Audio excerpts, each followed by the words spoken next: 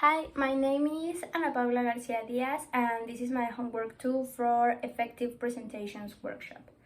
The type of presentation that I chose is the persuasive, and my first video is about a kid who tries to convince people of giving recess to children at home and at school. And my second video is about a teenager, a girl, that talks about mental health, her experience, and she gives advices and she talks about what she has done about it. Okay, so the comparison of both videos that I could look was first the common things that they both practice a lot, they manage really well their presentations. Second, they are trying to convince people of something. Third, they are also giving personal facts and then giving an investigation that they researched about the topic. Then they both take a pause to take a breath. And last, that none of them starts presenting themselves, they start about their topic.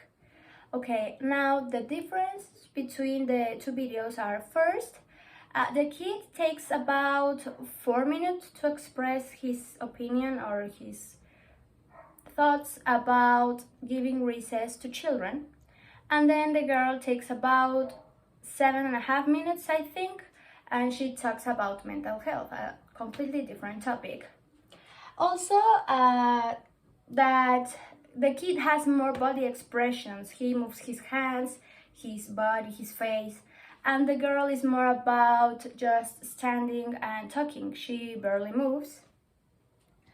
Also, the kid has not so broad language. He repeats a lot of words, and the girl has a more extensive language. He has different words. Also, the kid gives facts, things that he researched, and the girl gives more advices, things that she thinks are best to do. He makes a lot of mistakes. He kind of forgets some stuff of his presentation, and the girl actually looks like she knows a lot about the topic. She managed really well her presentation. And last, he interacts with his audience. He made an activity with them, and she did not. She just talked about her presentation. So, well, these are my comparisons about the videos. So, thank you very much.